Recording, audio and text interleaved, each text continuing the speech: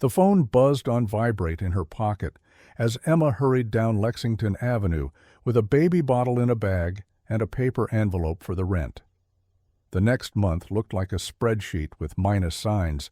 Daycare got more expensive, insurance billed the whole quarter at once, and accounting at her outsourcing firm once again promised in 2 days. At a red light, a message came from an unknown number. Access to the merger reports crashed. Please send the export for account 2073 ASAP. Emma typed back on reflex. Wrong number. I'm not from your company. A beat and another text. My apologies. Reception gave me this number. Looks like a digit was off. Alexander Reed. She knew the name from the news, CEO of Meridian Technologies. She was about to put the phone away, but her fingers finished typing on their own. Looks like you've got missorted entries. Check the audit log for the last 2 months. There are odd nighttime sign-ins. He sent a single emoji without fluff, then, could we hop on a 5-minute call? Emma stopped at a lamp store window and did the math. 5 minutes? No more. She hit the green button. His voice was low and calm. He asked clearly, without pressure, what exactly she had noticed in the message logic. Emma explained in brief. If the system showed night logins from New Jersey IPs, that meant either a contractor or someone who did not want to show their face in the office. Reed listened more carefully than many of her clients. Thank you. You've saved our morning, he said. No need for big words, she answered, and was ready to hang up when he added, if I send you an anonymized export for 2073, can you point me where to look? Just advice, no strings. Emma hesitated. Sums crowded her head. Rent today, daycare tomorrow. 3 hours. I can give a direction. No payment, she said, faster than she could think. I'll send it through secure transfer, and please tell me if I'm intruding, he replied. She nodded into the air and ran for the subway. The rails shrieked above, and right then her phone pinged again. The link arrived instantly. At home, she kept a folding drying rack and a child's chair with stickers. Noah was napping after preschool at his grandmother's, and the apartment was almost quiet.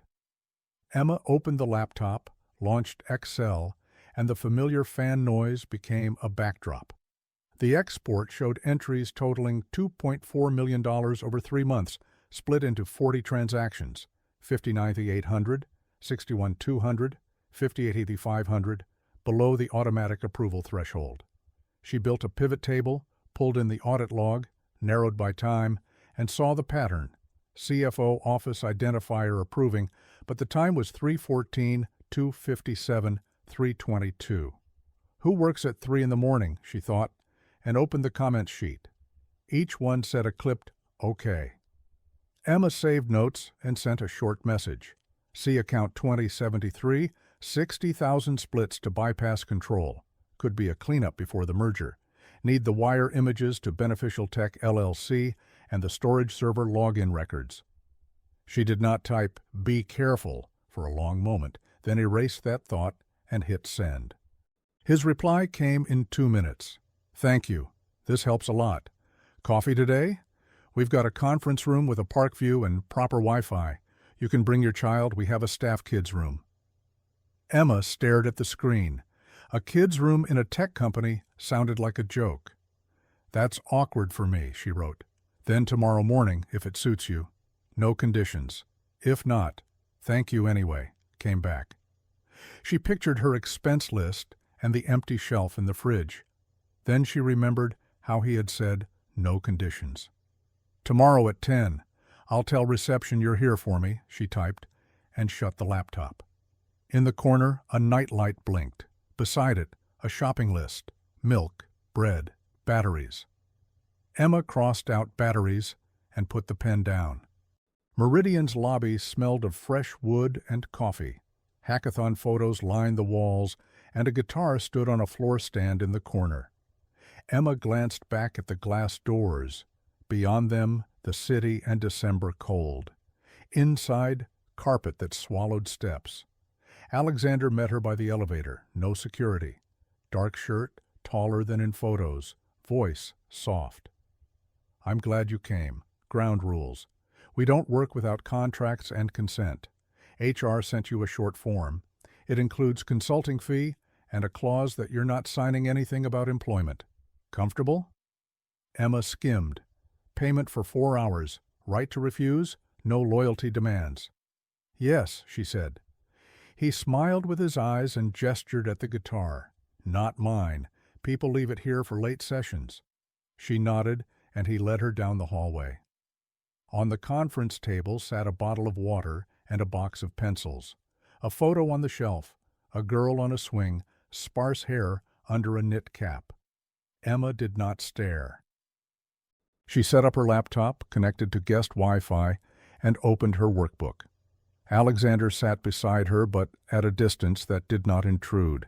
He did not ask extra questions, only clarified which reports were not matching. Merger with Corbett Systems for $800 million. They want transparency down to the cent. We'll make the deadline if we find the source, he said. This isn't a hole, it's a trail, Emma answered, pointing at the time column. He leaned in, keeping space, and noted, night approvals are odd. CFO claims they're automatic. They're not. Here's the log. Manual confirmation with token. Your automatics show SYS. Here it's AP. And a 3-minute window between login and sign. That's no bot. Alexander nodded. AP is the CFO office. That's what we call accounts payable assistants. Their cards sit with the secretary. He dialed someone. I need an access audit for the cards, as is. His tone carried no panic, but his hands folded a little tighter. Emma noticed how he centered his glass on the coaster, calm through order. She wrote down $2,450,300 and dates, September 1st to November 30th. Deadline is Friday. Today is Wednesday. You have time, she said.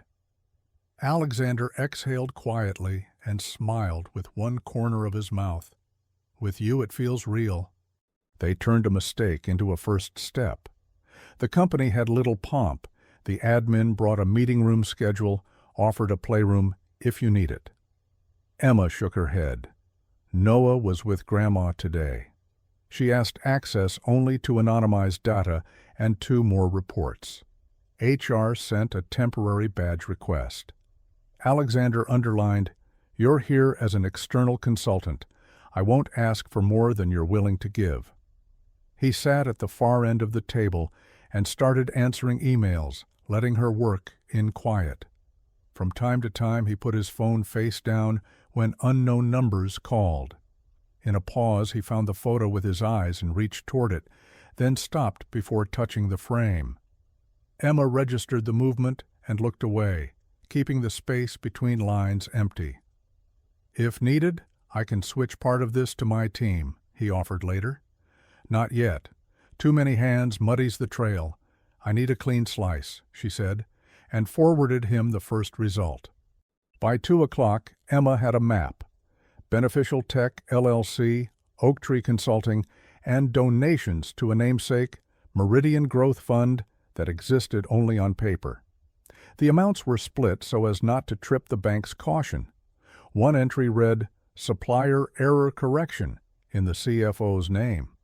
She checked the signature against the system. It matched, but the log showed a strange intermediate address, forwarded Clearbox.io, a service to mask routes. Who has access to Clearbox here? She asked. Alexander said, officially, compliance. In reality, whoever the CFO asks. No sugarcoating. Emma flagged 3 amounts, $59,900, $59,950, $60,000. This set is threshold testing, she said. He nodded and emailed the general counsel. Start an internal review. No notifications until I direct. Follow procedures to the letter. Right then, the door opened without a knock. In walked Ed Morris, the CFO, immaculate suit. He smiled with his mouth, not his eyes. Alex, I hear you brought in a consultant, unapproved and unnecessary. Alexander stood but did not loom. Emma is working under contract. You'll see everything when it's ready. We're localizing an error. Ed looked at Emma. Errors usually come from inexperience. I hope you won't bring us more problems." His tone was soft, yet his fingers crushed the folder until the paper cracked. Emma did not smile.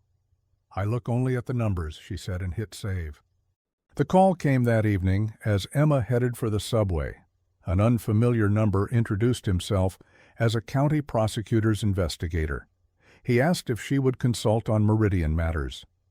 Emma stopped under a bridge and gripped her backpack. "I'm an external consultant. Without client consent and an official request, I don't comment," she said. "Good. The official request is going out. And be careful," he added, and hung up. At the same moment, HR at Meridian notified her her badge was temporarily blocked at the request of finance due to policy update. She blinked, not parsing it once. Then, another message. "Reporters want to talk to you. Don't pick up." Emma inhaled and called Alexander. He answered fast. "I'm already heading to security. This is pressure. We'll reverse it. Don't come in the morning until I remove the block. I don't want you marched through the turnstiles on camera." He spoke calmly, but quickly. "I'm not hiding," Emma said. "And you should not," he replied. "In an hour, you'll get a letter from counsel that lays out your position. Thank you for telling the investigator exactly what you should." He knew about the call, so the document exchange had begun. Emma sat on a bench and opened her expense list. She added a new top line, cushion, $800. It became a new row. She closed the file and walked home to the city's hum. Morning light crawled across her bedroom floor. The alarm chimed softly. Noah grumbled under his blanket. 5 more minutes, he said with grave importance. Emma smiled and poured cereal. While he drank milk, she read Meridian's letter. "Your role: independent external consultation. Contact only through the CEO and counsel. Payment for yesterday, transferred. Building access, restored." Below, Alexander's signature and a separate paragraph. "We won't ask you to take risks. Your call whether to continue." She set the phone down and watched Noah bend over his bowl. "I'll pick you up early today," she said. He nodded with solemn weight. A ping. Alexander wrote briefly, as if saving other people's time. "I am cooperating with the authorities. Formally, we passed part of the data to the investigator. I couldn't say it yesterday. I understand this can affect your decision." Cautious irritation moved in her chest. "You could have warned me," she typed. The answer came quick. "Yes, and I should have. I'm sorry. If you decide to walk away, I'll understand." She thought for a minute, then wrote, "I'm not walking away, but everything, in writing, and only if you authorize access to Clearbox." "Doing it now," he replied. The office air ran a touch cooler than needed. Ed Morris stood at the coffee machine talking to someone from legal with a half smile. When Emma passed, he raised his eyes and nodded with polite slowness. Alexander met her at the conference room door, same as yesterday. A new folder lay on the table. "Temporary authorities for you and compliance," he said. "I told the investigator we're doing an internal review and will keep him informed under procedure." He agreed. "They won't call you." Emma nodded. "I need Clearbox logins from August, and the assistant AP sign-in records," she said. He gave the instruction, and 10 minutes later, she opened the right window. The Clearbox sessions showed a repeat. Home login from Hoboken at night, same provider, same MAC address. "This isn't the assistant. Someone is using her token at home," she said. Alexander looked at the screen. "She has 2 kids and morning shifts. She's not working at 3 a.m. He messaged security, "Pull video and the token issue route." A call came in.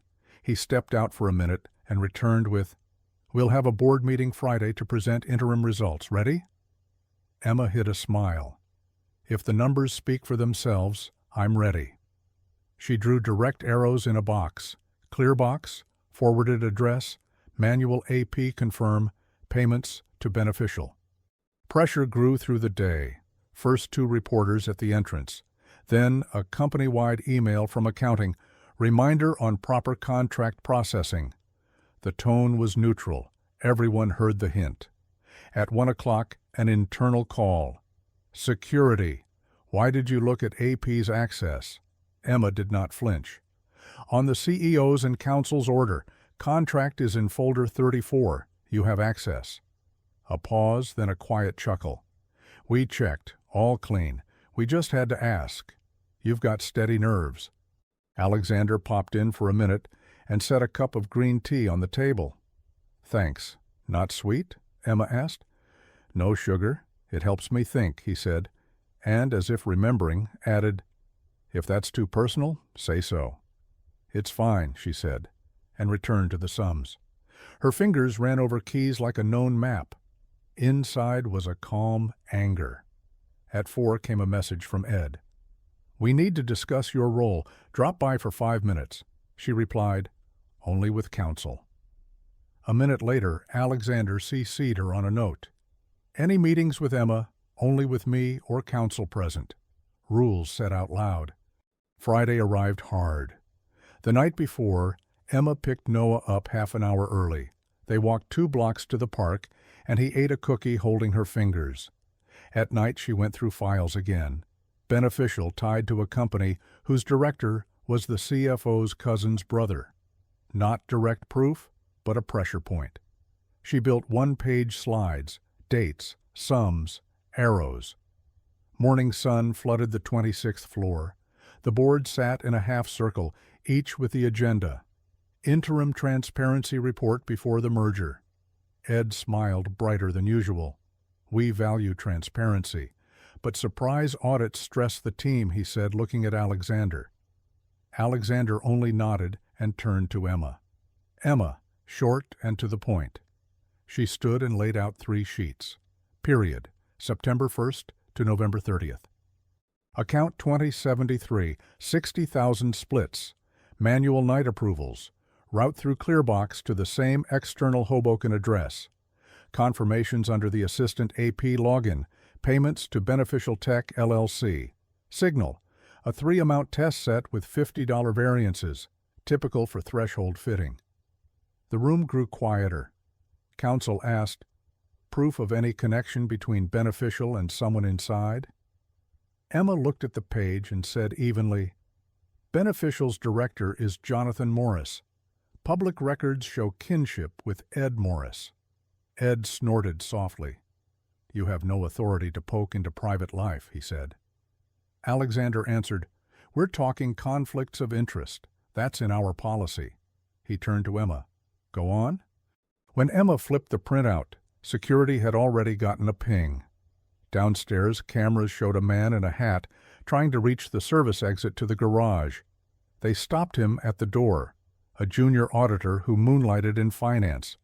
They found a flash drive and a sheet of passwords on him. In the boardroom, a call from security came through. Alexander stayed seated, listening. Only his fingers tightened on the armrest. Thank you, he said, and hung up. Ed tried to smile, but the corners of his mouth shook. Looks like someone decided to play on panic. Counsel looked up. We'll have to suspend your authorities pending review. Ed opened his mouth, then closed it, too quickly. In that moment, the investigator walked in.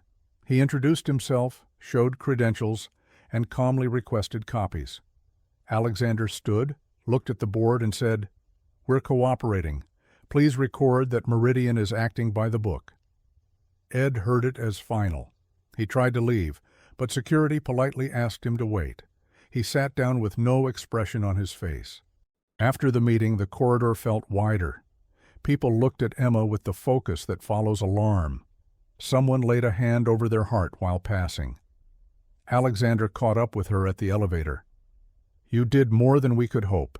I'm obliged to say this. I don't want you under extra light. We can end your contract today, paying ahead. Or you can stay for the lockdown stage, he said. Emma looked at the glass door reflecting the city. I'll stay another week. We'll tie up loose ends. We'll reset thresholds. And I want to propose a simple access register. Who, when, from what device. she said. He nodded. Agreed? And one personal note. I sometimes close my phone and the window at the same time. It's not about you. It's a habit. He lifted his eyes as if bracing for misunderstanding. I see, Emma said. He smiled a little. Thank you for seeing. The week went fast. They worked 2 hours a day, sometimes in silence.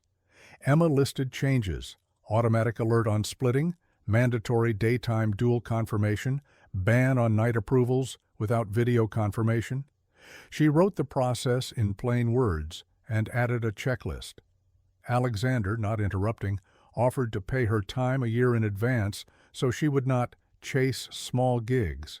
Emma shook her head. Let's skip the patronage, a quarter contract, clear scope, transparent rate. He agreed at once. That day, HR sent a separate note. Kids' room available by reservation. Child's presence, at your discretion. Emma walked Noah down the corridor, showed him the little play table. He picked up a wooden car carefully and looked at Alexander. Alexander crouched at a respectful distance. Hi, I'm Sasha, he said softly. Noah nodded and rolled the car back to Emma. The play was quiet. She felt tension drain. On the day the prosecutor officially announced charges against Ed Morris and 2 helpers, Meridian did not celebrate. They felt relief and saw a lot of paper. Alexander stood at the window, looking at the park. His hand rested on the sill beside a cup of tea. In the conference room, the guitar threw a thin shadow. Thank you for the order, he said later. It's your order, Emma answered.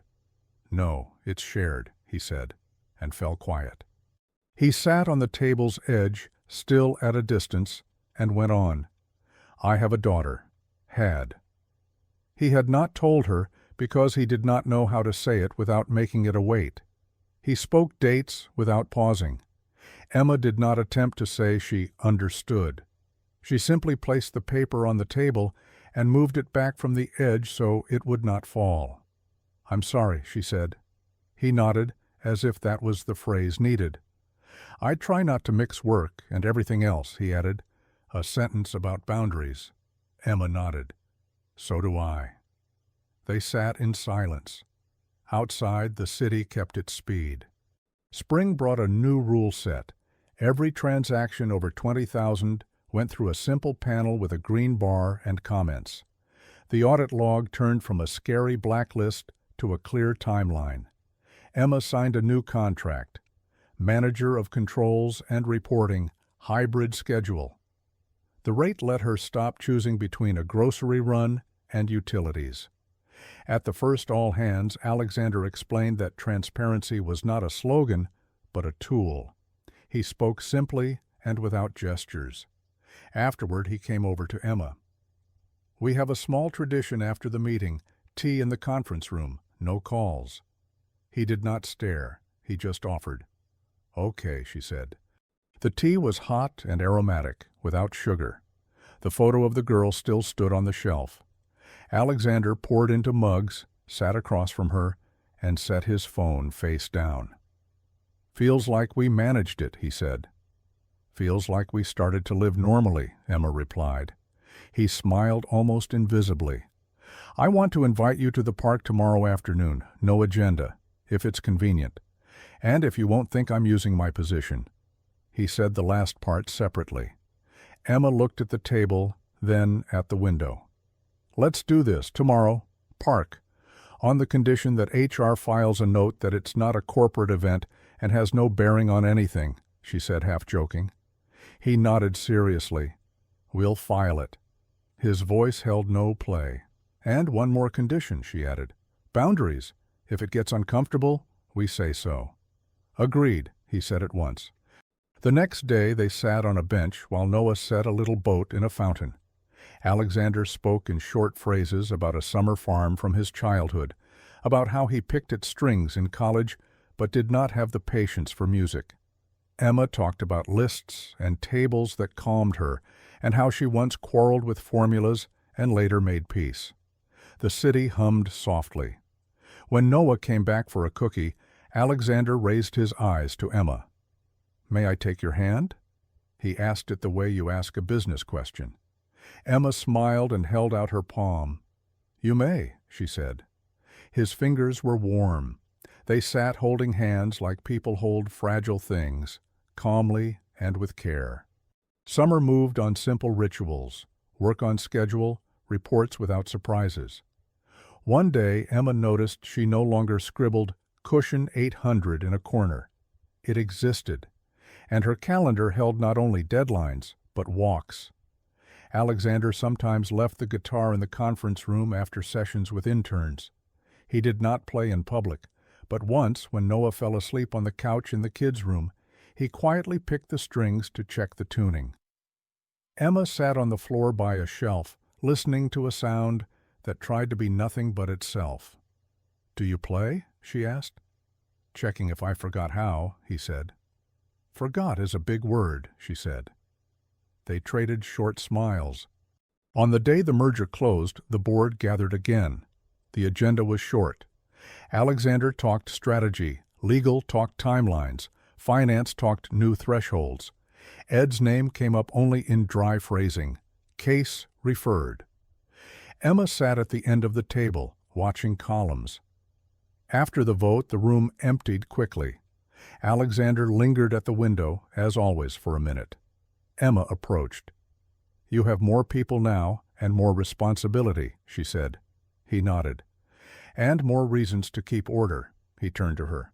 "I have one more proposal, not work." He paused, giving her space. "Let's go to Governor's Island on the weekend, with Noah. There's a carousel and a quiet pizzeria." He blinked as if checking himself. Not too much? Emma felt a familiar warmth of calm. "Let's," she said, "on the condition that you don't answer calls." She said "you" with an ease that felt long decided. He smiled for the first time broadly. "Deal."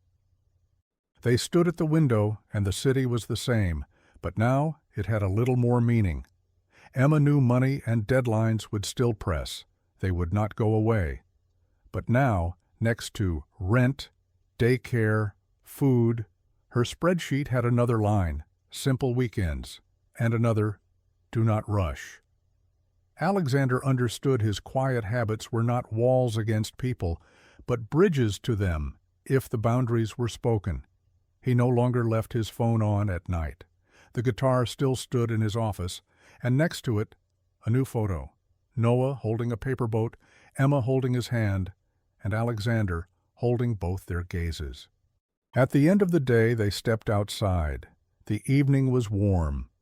Emma took Noah's hand. Alexander took them both. They crossed to the park, and there was no hurry in his stride. They did not make promises they could not keep. They simply walked toward the smell of baked goods and slightly damp grass. Under a bench, someone had left a wooden toy car. Noah picked it up and held it out to Emma. She nodded. "Let's keep it," she said. Alexander looked at them and smiled quietly. They had enough light to see each other clearly, and enough time to be in no rush.